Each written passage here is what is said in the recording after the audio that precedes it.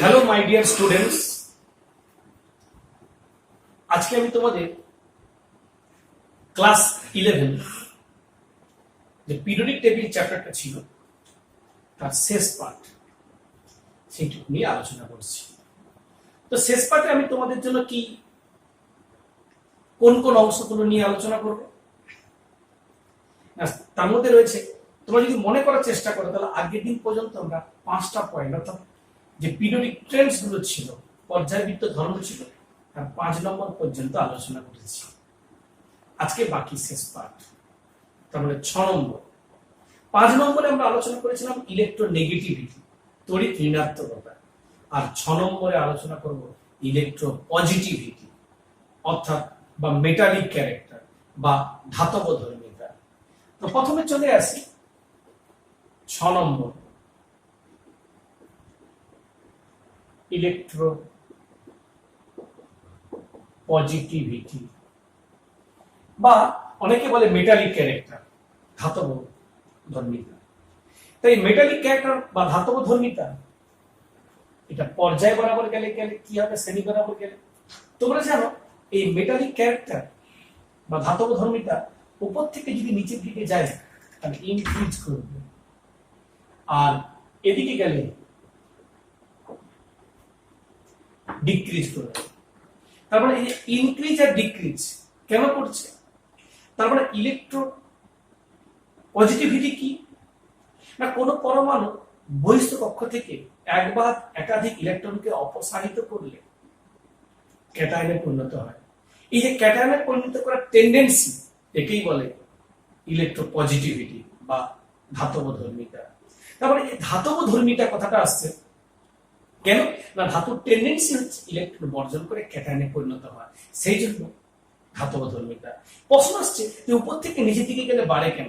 আগেই বলেছি যে উপর থেকে নিচের দিকে গেলে পরমাণুর আকার বৃদ্ধি পায়, আকার বৃদ্ধি পাওয়ার ফলে নিউক্লিয়াস এবং বহিস্থ কক্ষের ইলেকট্রনের মধ্যে দূরত্ব বৃদ্ধি পায়, আকর্ষণ বল ক্রমাগত কমে যায়, ফলে ইলেকট্রনটা সহজে নিউক্লিয়াসের এরিয়া থেকে বাইরে বেরিয়ে যেতে পারে।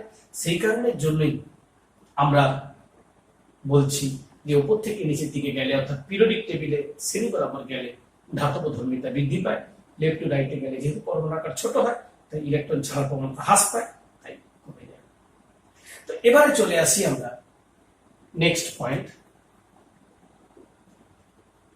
ভ্যালেন্সি। ভ্যালেন্সি মানে যোজ্যতা। এই যোজ্যতা কি না, যোজ্যতা বলতে কোন একটা পরমাণু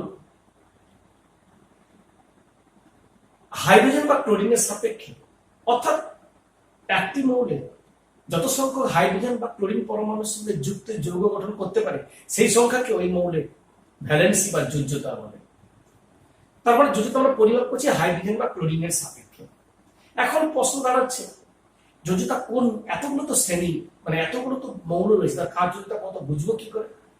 এই যোজ্যতা বোঝার জন্য আমাদের ব্লকের যে বিভাজন করেছিলাম তার সাপেক্ষে বের করতে পারবো। যদি এস ব্লক বলি তাহলে ইলেকট্রন বিন্যাস করলে যেটা অ্যাটমিক স্ট্রাকচার থেকে পাবো সেই ইলেকট্রন বিন্যাসে এস ব্লকের মৌলগুলোর ক্ষেত্রে দেখেছি বাইরের যে বহিস্থ কেস থাকে তাতে ইলেকট্রনের সংখ্যা হয় 1 নাহলে 2 থাকবে, 1 থাকলে যোজ্যতা 1, 2 থাকলে যোজ্যতা 2। এবারে আসি পি ব্লকের ক্ষেত্রে। সেখানে কি হবে না, পি ব্লকে যখন আমরা করেছিলাম সেখানে দেখেছি যে শেষ থেকে অর্থাৎ 13, 14, 15, 16, 17, 18 তারপর ওই জায়গাটা রয়েছে। ঠিক পি ব্লকের ক্ষেত্রে বহিস্থ কক্ষে পি রয়েছিল ইলেকট্রন বিন্যাসে, তাহলে ওইখানে পি 1 থেকে 6 ছিল। তাহলে যদি পি 1 হয়, যেহেতু পি ব্লকটা পিরিয়ডিক টেবিলে সামনের দুটো এস, মাঝের 10টা পি, পরের ওদিকের পি, তাই পি ব্লকের ক্ষেত্রে আমরা যখন যোজ্যতা বের করব তখন আমরা পি তে যদি 1 হয়, পি তে 2 হতে পারে আর পি তে 6 হতে পারে। তার মানে এই টোটালের সাপেক্ষে ধরে নেব এস আর পি। ধরে নাও এস এর দুটো তো রয়েছে, সামনেতে এস থাকছি, এস এর দুটো, পি তে রয়েছে যে কোনো ক্ষেত্রে এনএস এনপি, এনপি তে একটা রয়েছে, তাহলে যোজ্যতা কিন্তু আমরা 2 আর 1 3 ধরবো। এই করতে করতে যখন যোজ্যতা এখানে মনে করো 2 এলো, 4 হলো, 4ই ধরবো, কিন্তু এখানে এলো 3, তাহলে 2 আর 3 কত হলো 5 হলো, তাহলে 5 হলে আমরা কত ধরবো 8-5 অর্থাৎ 3 ধরবো। আবার যখন এখানে 4 আসবে তাহলে 4 আর 2 6, 8-6 তাহলে 2 ধরবো। অর্থাৎ পি ব্লকের ক্ষেত্রে আমরা যখন যাব তখন এস আর পি কে যোগ করে 8 থেকে বিয়োগ করব। তবে যদি 4 এর মধ্যে হয় তাহলে ওটাই হবে যোজ্যতা, দুজনের যোগফলটা যদি 4 এর মধ্যে হয়, আর যদি 4 এর বেশি হয় তাহলে 8 থেকে বিয়োগ করব, করলে আমরা যোজ্যতা পাবো। এবার আসছে ডি ব্লকের ক্ষেত্রে। ডি ব্লকের মৌলগুলোর ক্ষেত্রে এদের সঠিক যোজ্যতা নির্দিষ্ট নেই, বেশিরভাগই পরিবর্তনশীল যোজী মৌল, ভেরিয়েবল ব্যালেন্স, সেই জন্য এদের যোজ্যতা একাধিক হয়, যেমন আমরা Q plus, Q P, ferrous, ফেরিন ইত্যাদি পাই। তো এই গেল যোজ্যতা বা ভ্যালেন্স। তো এরপরে আসি আমরা নেক্সট পয়েন্ট 8 নম্বর, ডায়াগোনাল রিলেশনশিপ।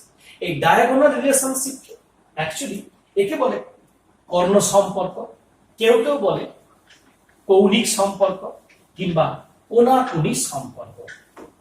তো এই কৌণিক সম্পর্ক বা কোণাকুণি সম্পর্ক বা এক কথায় ইংরেজিতে একটাই কথা, ডায়াগোনাল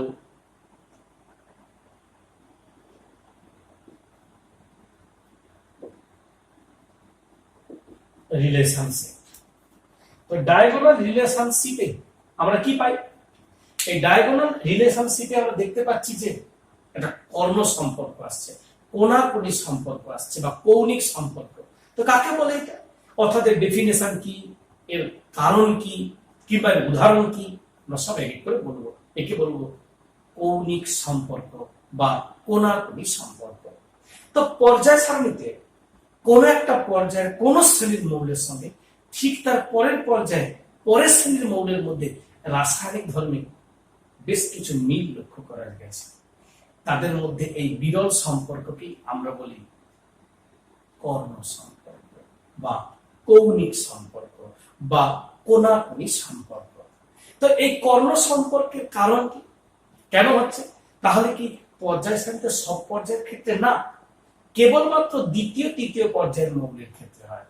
তা আবার সব নয়, 3 জোড়া মৌলের ক্ষেত্রে পরপর আমরা দেখতে পাচ্ছি প্রযোজ্য হয়েছে।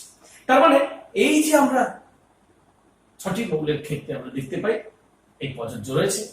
তো এই দ্বিতীয় এবং তৃতীয় পর্যায়ে আমরা ক্ষেত্রে এই কৌণিক সম্পর্ক লক্ষ্য করা গেছে।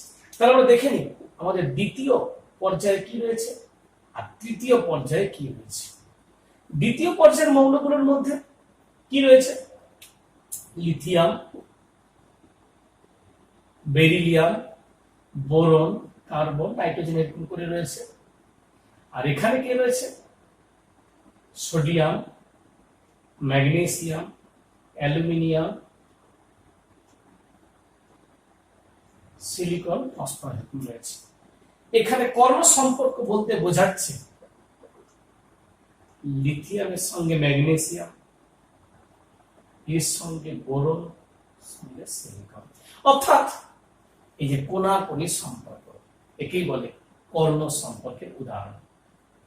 অর্থাৎ লিথিয়ামের সঙ্গে ম্যাগনেসিয়ামের ধর্মের রাসায়নিক অনেক কিছু মিল দেখা গেছে, বেরিলিয়ামের সঙ্গে অ্যালুমিনিয়ামের দেখা গেছে, বোরনের সঙ্গে সিলিকনেরও দেখা গেছে। তো এই যে সম্পর্ক, এটাকেই আমরা বলবো ডায়াগোনাল রিলেশনশিপ। কিন্তু প্রশ্ন হচ্ছে এই ডায়াগোনাল রিলেশনশিপের কারণ কি, কেন হলো এমন?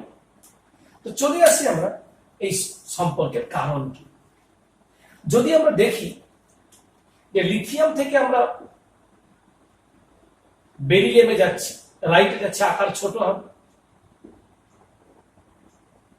এটা যদি লিথিয়ামের আকার হয় তাহলে বেরিলিয়ামের আকার ছোট হবে। লিথিয়ামের থেকে আমরা যদি সোডিয়ামে যাই আকার বড় হবে, কিন্তু সোডিয়াম থেকে ম্যাগনেসিয়ামে গেলে আকার আবার ছোট হবে। এই ছোট হওয়ার ফলে দেখা যাচ্ছে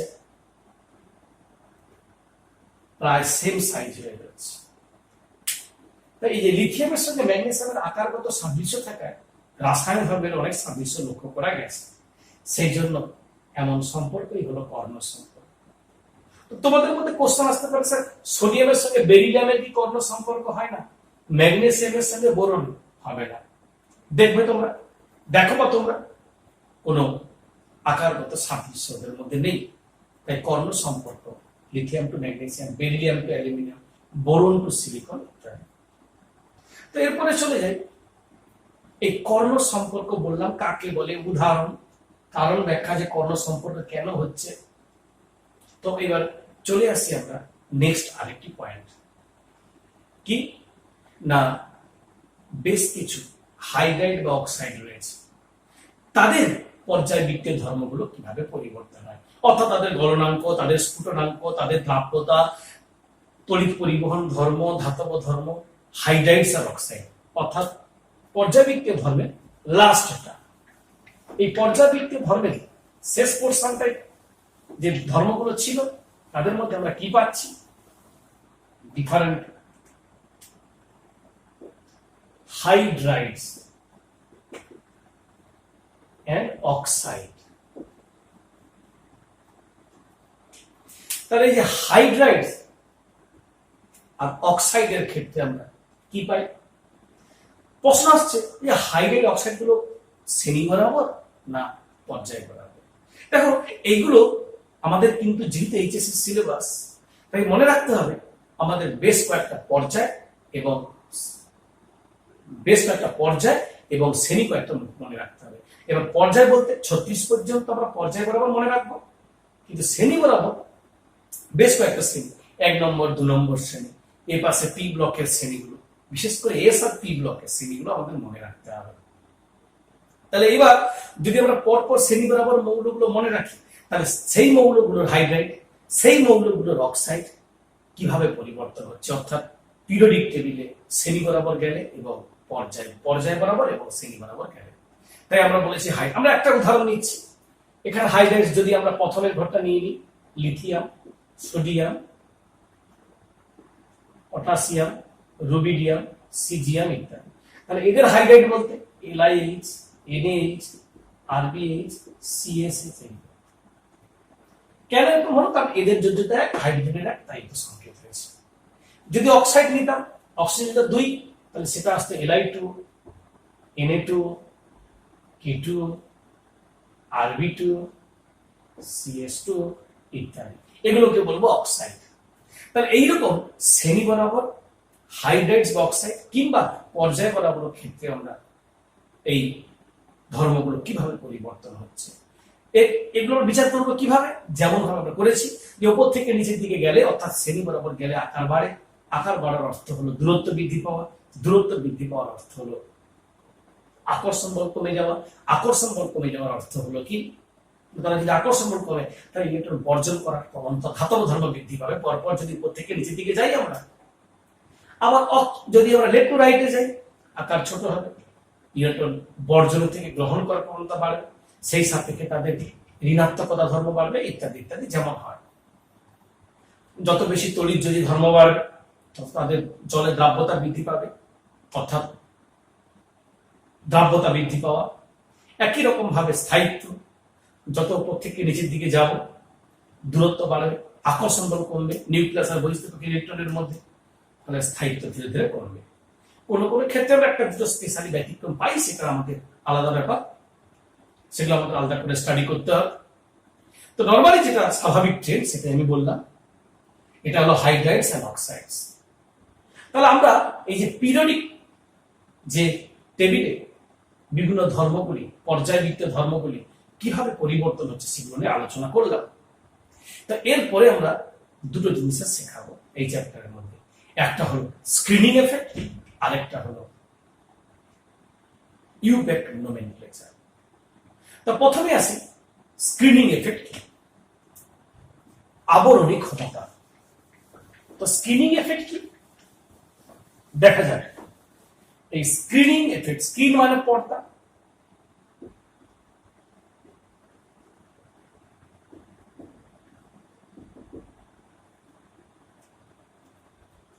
তো এই স্ক্রিনিং এফেক্ট বা আবরণী ক্ষমতা, এই স্ক্রিনিং এফেক্ট বা আবরণী ক্ষমতা বলতে আমরা কি বুঝি? দেখো, স্ক্রিনিং এফেক্ট বা আবরণী ক্ষমতা বলতে মূলত বোঝায় বহিস্থ কক্ষের সঙ্গে যে নিউক্লিয়াসের মধ্যে আকর্ষণ, সেই আকর্ষণে বাধা প্রদান করা বহিস্থ কক্ষের আগে যে সমস্ত কক্ষগুলো রয়েছে, তাহলে কোনো পরমাণু বহিস্থ কক্ষের পূর্বে উপস্থিত কক্ষগুলি নিউক্লিয়াস এবং বহিস্থ কক্ষের ইলেকট্রনের মধ্যে আকর্ষণে বাধা প্রদান করার সৃষ্টি করে। এই যে বাধা দেওয়া, ঘেরে দেওয়া পর্দার মতো, তাই তাকে বলা হয় স্ক্রিনিং এফেক্ট বা আবরণী ক্ষমতা। এই কেন আবরণ করছে, ঘেরে দিচ্ছে, পর্দার মতো, স্ক্রিন মতো গাঢ় করছে? তার কারণ হচ্ছে যখন নিউক্লিয়াস আর বাইরের কক্ষের ইলেকট্রনের মধ্যে আকর্ষণের কাজ করে, তখন সামনের কক্ষে উপস্থিত ইলেকট্রনগুলো তাদের আকর্ষণে বাধার সৃষ্টি করছে। এখন প্রশ্ন, কে বাধা বেশি দেবে?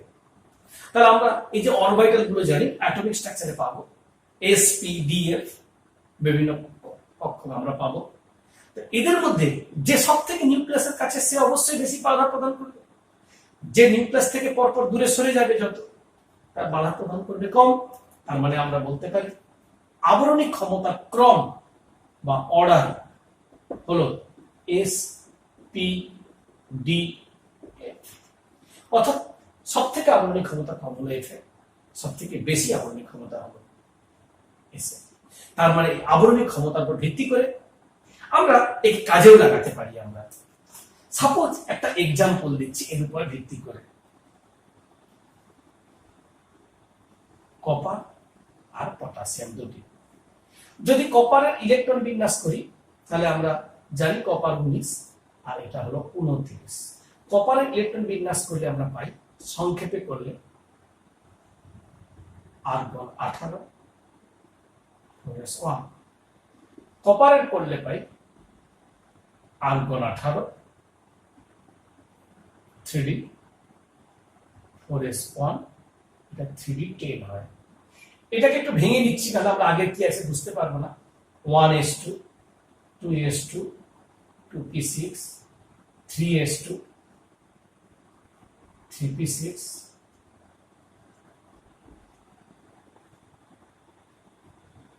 4s1। এই ইলেকট্রন বিন্যাসটা তোমরা অ্যাটমিক স্ট্রাকচারে জানলে, সেটা আমি একসঙ্গে আলোচনা করবো তোমাদের সামনে। তো এই যে বাইরের কক্ষে দেখা যাক, এটারও 4s রয়েছে, এরও 4s রয়েছে। ওর আগে রয়েছে d আর এর আগে রয়েছে p।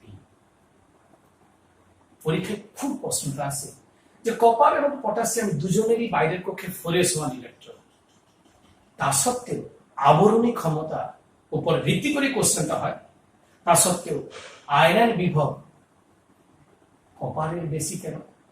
অর্থাৎ এই কপারের ক্ষেত্রে দেখা গেছে আয়ননিক বিভবটা বেশি, কিন্তু কেন? কারণটা হলো এর 4s এর সামনে রয়েছে d, যার আবরণী ক্ষমতা কম।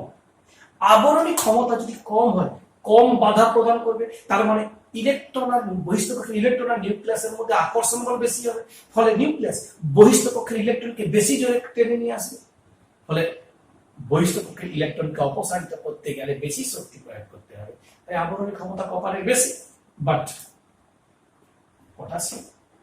পটাশিয়াম বাইরের কক্ষে 4s1 হলেও তার আগে রয়েছে p, যার আবরণী ক্ষমতা বেশি।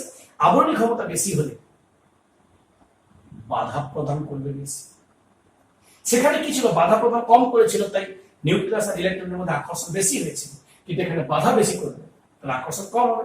আকর্ষণ কম হলে ইলেকট্রন আর বহিস্থ কক্ষের ইলেকট্রনের মধ্যে দূরত্ব বেশি হবে, ফলে দূরত্ব যদি বেশি হয়, আকর্ষণ যদি কম হয়, তাই ওই ইলেকট্রনকে অপসারিত করতে গেলে বহিস্থ কক্ষ থেকে কম শক্তি লাগবে। এই আবরণী ক্ষমতার উপরে ভিত্তি করে কোশ্চেনটা আমরা করলাম যে এর আয়নানিক বিভব কম, এর আয়নানিক বিভব বেশি।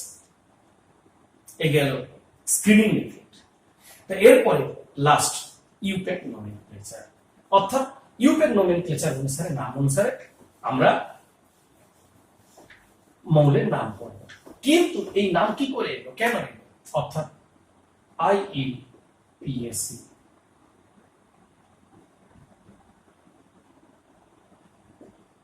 নামকরণ, যাদের অ্যাটমিক নাম্বার মোর দেন 100,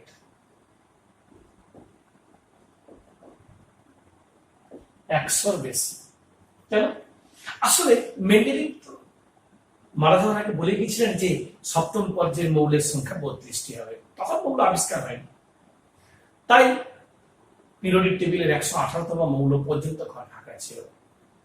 পরবর্তীকালে ইউপ্যাক সংস্থা এসে কি করলেন, ওইগুলোতে মৌল বসালেন। কিছু কিছু মৌল আবিষ্কার তখন হয়েছিল, যেগুলো হয়েছিল সেগুলো বসালেন, যেগুলো হলো না সেগুলো ফাঁকা রাখেন, ইউপ্যাক নাম দিয়ে 100 পর থেকে সমস্ত মৌলের ইউপ্যাক নাম দিলেন। বর্তমানে সবগুলো হয়ে গেছে। তাহলে এই যে নাম দিলেন, সেই নামটা কি করে হয় আমি শেখাচ্ছি। সেই নামটাকে বলবো আমরা ইউপ্যাক নামকরণ। তো এই নামকরণ করতে গেলে আমাদের কতগুলো সূত্র মানতে হবে। 0, 1, 2, 3, 4, 5, 6, 7, 8, 9। যদি 0 হয় তাহলে আমরা নীল কথাটা বলবো, যদি 1 হয় তাহলে আন কথাটা বলবো, মুখস্থ করতে হবে। যদি 2 হয় বাই কথাটা বলবো, 3 হলে ট্রাই, 4 হলে কোয়াড, 5 হলে পেন্ট, হেক্স, 7 হলে সেপ্ট, 8 হলে অক্ট, 9 হলে ইন, এরপরে কি করব, এটা আমাদের শুধু মুখস্থ করলেই হবে।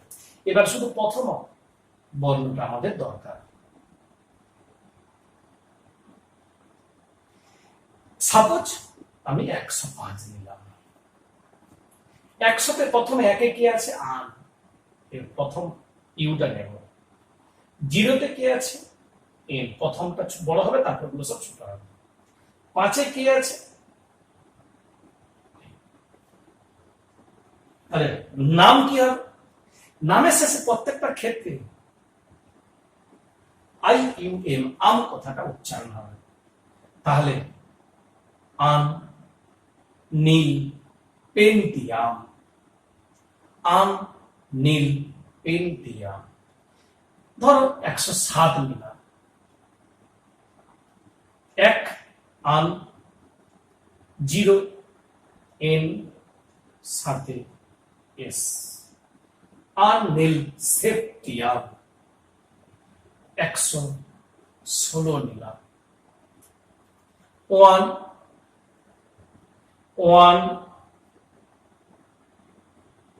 6 আন নীল হেক্সিয়াম। 118 নিলাম,